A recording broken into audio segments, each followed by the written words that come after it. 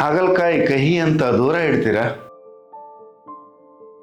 So ಸ್ನೇಹಿತರೆ, ಈ ಹಾಗಲಕಾಯಿ ಪಲ್ಯ ತಿನ್ನೋದ್ರಿಂದ ನಮ್ಮ ದೇಹಕ್ಕೆ ಏನೇನು ಲಾಭಗಳಿದೆ, ನಮ್ಮ ಆರೋಗ್ಯಕ್ಕೆ ಏನೇನು ಲಾಭಗಳಿದೆ ಅಂತ ನಾನು ಈ ವಿಡಿಯೋದಲ್ಲಿ ಕಂಪ್ಲೀಟ್ ಆಗಿ ನಿಮಗೆ ಹೇಳ್ತಾ ಹೋಗ್ತೀನಿ. ಈ ವಿಡಿಯೋನ ಸ್ಕಿಪ್ ಮಾಡದೆ ಎಂಡ್ವರೆಗೂ ನೋಡಿ. ಸೊ ಎಲ್ಲ ಆರೋಗ್ಯದ ಬೆನಿಫಿಟ್ಗಳು ಏನಂದರೆ ನಿಮಗೆ ಎಲ್ಲ ತಿಳಿತಾ ಹೋಗುತ್ತೆ. ಹಾಗೇನಂದರೆ ಅದಕ್ಕೆ ಬೇಕಾಗಿರುವ ಸಾಮಗ್ರಿಗಳು ಏನೇನು ಬೇಕಾಗಿದೆ ಅಂತ ನಾವು ನೋಡೋಣ. ಸೊ ಅದಕ್ಕೆ ಬೇಕಾಗಿರೋದು ಹಾಗಲಕಾಯಿ, ಮತ್ತೇನಂದರೆ ಬೇಕಾಗಿರೋ ಸಾಮಗ್ರಿಗಳೆಲ್ಲ ಇಲ್ಲಿ ಇಟ್ಟಿದ್ವಿ.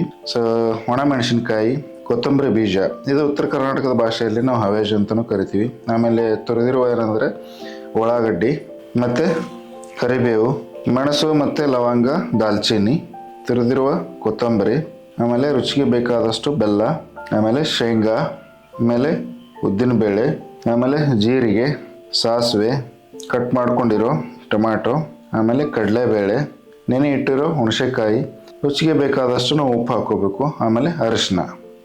ಸೊ ಇವಾಗ ಏನಂದರೆ ನಾವು ಹಾಗಲಕಾಯನ್ನು ಕಟ್ ಮಾಡ್ಕೊಳ್ಳೋಣ. ಸೊ ನೀವು ಹೆಂಗೆ ಬೇಕೋ ಆ ಆ್ಯಂಗಲಲ್ಲಿ ನೀವು ಕಟ್ ಮಾಡ್ಕೊಳ್ಳಿ. ಸೊ ರೌಂಡ್ ಶೇಪಲ್ಲಿ ಬೇಕು ಅಂದರೆ ರೌಂಡ್ ಶೇಪಲ್ಲಿ ತೊಗೊಳ್ಳಿ, ಇಲ್ಲ ನಮಗೆ ಬೇರೆ ಇದರಲ್ಲಿ ಬೇಕು ಅಂದರೆ ನೀವು ಬೇರೆ ಇದರಲ್ಲಿ ಕಟ್ ಮಾಡ್ಕೊಳ್ಳಿ.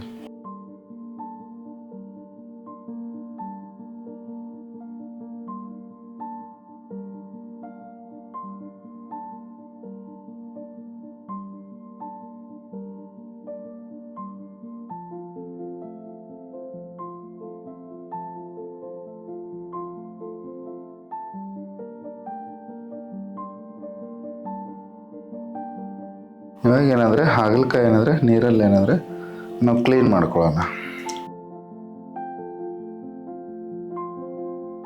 ಸೊ ಹಾಗಲಕಾಯಿಯನ್ನು ನಾವು ನೀರಲ್ಲಿ ತೊಳೆದುಕೊಂಡು ಇಲ್ಲಿ ಹಾಕೊಳ್ಳೋಣ ಒಂದು ಪಾತ್ರೆಯಲ್ಲಿ.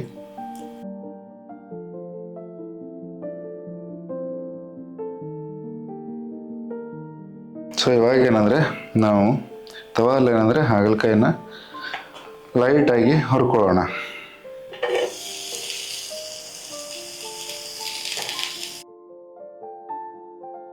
ಸೊ ಇವಾಗ ಏನಂದರೆ ನಾವು ಸ್ವಲ್ಪ ಇದಕ್ಕೆ ಎಣ್ಣೆ ಹಾಕೊಳ್ಳೋಣ. ಲೈಟಾಗಿ ಎಣ್ಣೆ ಹಾಕೊಂಡ್ಬಿಟ್ರೆ ಏನಂದರೆ ಚೆನ್ನಾಗಿ ಹುರಿಯುತ್ತೆ. ಸೊ ಎಲ್ಲ ಹಾಗಲಕಾಯಿ ಅಂದರೆ ಸ್ವಲ್ಪ ಕೆಂಪಾಗೋವರೆಗೂ ನಾವು ಹುರ್ಕೋಬೇಕು ಇದನ್ನು. ಸೊ ಹಾಗಲಕಾಯಿ ಏನಂದರೆ ಈ ಥರ ಕೆಂಪಾಗೋ ತನಕ ಏನಂದರೆ ನಾವು ಹುರ್ಕೋಬೇಕು.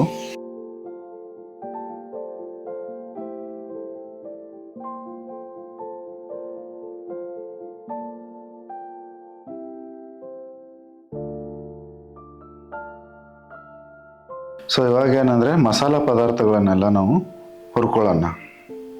ಸೊ ಇವಾಗ ಸ್ವಲ್ಪ ಏನಂದರೆ ನಾವು ತವಾದಲ್ಲಿ ಎಣ್ಣೆ ಹಾಕ್ಕೊಳ್ಳೋಣ. ಸೊ ಇವಾಗ ಏನಂದರೆ ನಾವು ಕಡಲೆಬೇಳೆ ಹಾಕ್ಕೊಳ್ಳೋಣ. ಹಾಕ್ಕೊಂಡು ಸ್ವಲ್ಪ ನಾವು ಏನಂದರೆ ಹುರ್ಕೊಳ್ಳೋಣ. ಇದನ್ನು ಸ್ವಲ್ಪ ಕಡಲೆಬೇಳೆ ಏನಂದರೆ ಕೆಂಪಾಗೋವರೆಗೂ ನಾವು ಹುರ್ಕೋಬೇಕು. ಇವಾಗ ಏನಂದರೆ ಅದ್ರ ಜೊತೆಗೆ ಏನಂದರೆ ನಾವು ಉದ್ದಿನಬೇಳೆನ ಹಾಕ್ಕೊಳ್ಳೋಣ. ಸೊ ಎರಡು ಸೇರಿ ನಾವು ಕೆಂಪಾಗೋವರೆಗೂ ನಾವು ಹುರ್ಕೋಬೇಕು ಇದನ್ನು. ಸೊ ಇವಾಗ ಏನಂದರೆ ನಾವು ಕೊತ್ತಂಬರಿ ಬೀಜ ಹಾಕ್ಕೊಳ್ಳೋಣ, ಹವೇಜ್ ಅಂತ ಕರಿತೀವಲ್ಲ ಅದು ಹಾಕ್ಕೊಳ್ಳೋಣ. ಇವಾಗ ಏನಂದರೆ ಅದ್ರ ಜೊತೆಗೆ ಶೇಂಗಾ ಬೀಜನ ಹಾಕ್ಕೊಳ್ಳೋಣ. ಹಾಕ್ಕೊಂಡು ಎಲ್ಲ ಸೇರಿ ಹುರ್ಕೊಳ್ಳೋಣ. ಇದ್ರ ಜೊತೆಗೆ ಏನಂದರೆ ನಾವು ಒಣ ಮೆಣಸಿನ್ಕಾಯಿನೂ ಹಾಕ್ಕೊಳ್ಳೋಣ. ಹಾಗೆ ನಾವೇನು ಹೇಳಿದ್ವಲ್ಲ ಲವಂಗ, ಮೆಣಸು ಮತ್ತು ದಾಲ್ಚಿನ್ನಿ ಅದನ್ನು ಹಾಕ್ಕೊಂಡು ನಾವು ಹುರ್ಕೊಳ್ಳೋಣ.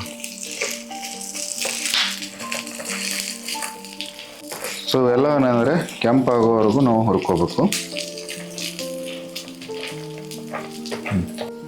ಇವಾಗ ಹುರಿದಿರೋ ಎಲ್ಲ ಪದಾರ್ಥನ ನಾವು ಮಿಕ್ಸಿ ಜಾರಲ್ಲಿ ಹಾಕ್ಕೊಳ್ಳೋಣ. ಸೊ ಇವಾಗ ಇದ್ರ ಜೊತೆಗೆ ಏನಂದರೆ ನಾವು ಅರಿಶಿನ ಹಾಕ್ಕೋಬೇಕು. ಸೊ ಇದೆಲ್ಲ ಹಾಕ್ಕೊಂಡು ಏನಂದರೆ ನಾವು ಮಿಕ್ಸಿಯಲ್ಲಿ ಗ್ರೈಂಡ್ ಮಾಡ್ಕೊಳ್ಳೋಣ.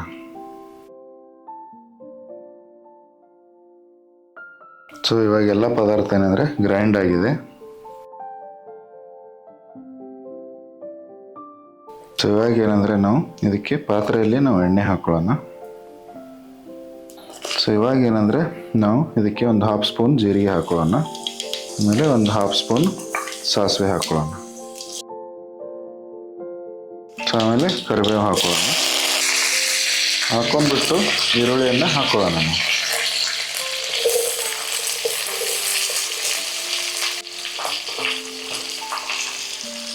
ಸೊ ಕೆಂಪಾಗೋವರೆಗೂ ನಾವು ಹುರ್ಕೋಬೇಕು ಇದನ್ನು, ಈರುಳ್ಳಿಯನ್ನು.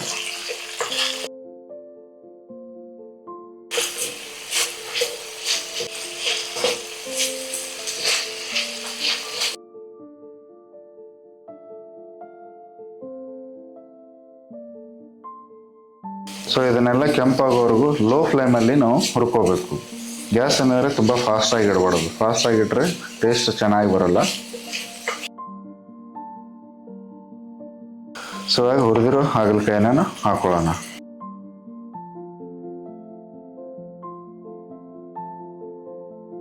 ನಾವು ಮಿಕ್ಸ್ ಮಾಡ್ಕೊಳ್ಳೋಣ.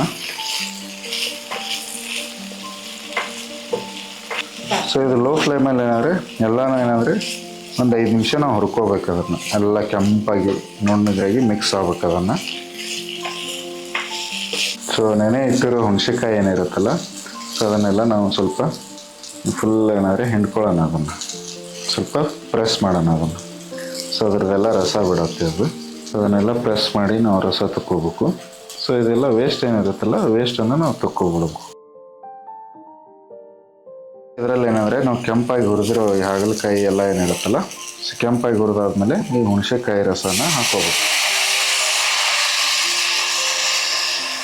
ಎಲ್ಲನ ಮಿಕ್ಸ್ ಮಾಡ್ಕೊಳ್ಳೋಣ. ಸೊ ಹುಣಸೆಕಾಯಿ ರಸ ಹಾಕೊಂಡ್ಮೇಲೆ ನಾವೆಲ್ಲನ ಮಿಕ್ಸ್ ಮಾಡ್ಕೊಳ್ಳೋಣ. ಸೊ ಈಗೇನಂದರೆ ನಾವು ಗ್ರೈಂಡ್ ಮಾಡ್ಕೊಂಡಿರೋ ಮಸಾಲ ಏನಿದೆಯಲ್ಲ, ಸೊ ಈ ಮಸಾಲ ನಾವು ಇದಕ್ಕೆ ಹಾಕೊಳ್ಳೋಣ.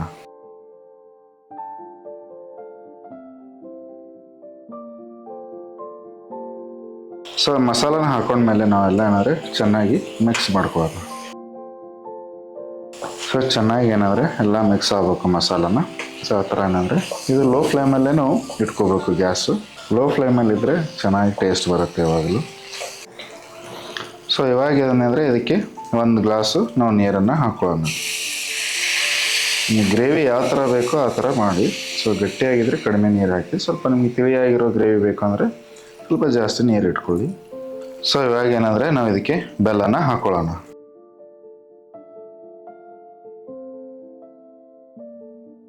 ಸೊ ಇವಾಗ ಅದ್ರ ಜೊತೆಗೆ ನಾವು ಸ್ವಲ್ಪ ರುಚಿಗೆ ತಕ್ಕಷ್ಟು ಉಪ್ಪನ್ನು ಹಾಕೊಳ್ಳೋಣ. ಸೊ ಇವಾಗ ನಾವೆಲ್ಲನ ಮಿಕ್ಸ್ ಮಾಡ್ಕೊಳ್ಳೋಣ ಇದಕ್ಕೆ. ಸೊ ಇದನ್ನೆಲ್ಲ ನಾವು ಮಿಕ್ಸ್ ಮಾಡಿಬಿಟ್ಟು ಒಂದು 5 ನಿಮಿಷ ಪಾತ್ರೆನ ಮುಚ್ಚಿಬಿಡ್ಬೇಕು.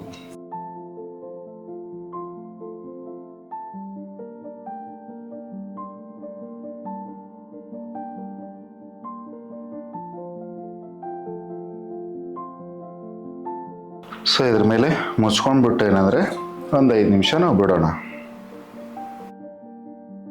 ಸೊ ಇವಾಗ 5 ನಿಮಿಷ ಆಗಿದೆ. 5 ನಿಮಿಷ ಆದಮೇಲೆ ಓಪನ್ ಮಾಡ್ಕೊಂಡ್ಬಿಟ್ಟು ಸೊ ಇದಕ್ಕೆ ನಾವು ಈಗ ಎಲ್ಲ ಆದಮೇಲೆ ಕುದ್ದಾದ್ಮೇಲೆ ಸ್ವಲ್ಪ ಕೊತ್ತಂಬರಿಯನ್ನು ಹಾಕೊಳ್ಳೋಣ.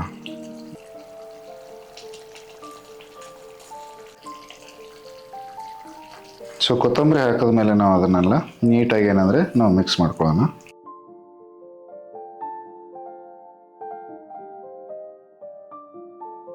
ಇವಾಗ ರುಚಿ ರುಚಿಯಾಗಿರುವ ಹಾಗಲಕಾಯಿ ಪಲ್ಯ ರೆಡಿಯಾಗಿದೆ. ಸೊ ಇದನ್ನು ನಾವು ರೋಟಿ ಮತ್ತು ಚಪಾತಿ ಜೊತೆ ಮತ್ತು ಪರೋಟ ಜೊತೆನೂ ನಾವು ಟೇಸ್ಟನ್ನು ಮಾಡ್ಬೋದು. ಸೊ ಇದನ್ನು ಬ್ಯಾಚಲರ್ ಲೈಫ್ ಇರೋರು ಕೂಡ ಅನ್ನದ ಜೊತೆಗೆ ಇದನ್ನು ತುಂಬಾ ಚೆನ್ನಾಗಿ ನಾವು ಟೇಸ್ಟ್ ಮಾಡ್ಬೋದು. ಸ್ನೇಹಿತರೆ, ಒಟ್ಟಾರೆ ಹೇಳಬೇಕು ಅಂತಂದರೆ ಈ ಹಾಗಲಕಾಯಿ ಪಲ್ಯ ತಿನ್ನೋದ್ರಿಂದ ನಮ್ಮ ದೇಹಕ್ಕೆ ಸುಮಾರು ಹೆಲ್ತ್ ಬೆನಿಫಿಟ್ಗಳಿದೆ. ಸೊ ಸ್ನೇಹಿತರೆ, ಈ ಹಾಗಲಕಾಯಿ ಪಲ್ಯ ತಿನ್ನೋದ್ರಿಂದ ಏನೇನು ಬೆನಿಫಿಟ್ ಇದೆ ಅಂತ ನಾನು ವಿಡಿಯೋ ಎಂಡಲ್ಲಿ ಹೇಳ್ತೀನಿ ಅಂತ ಹೇಳಿದ್ದೆ.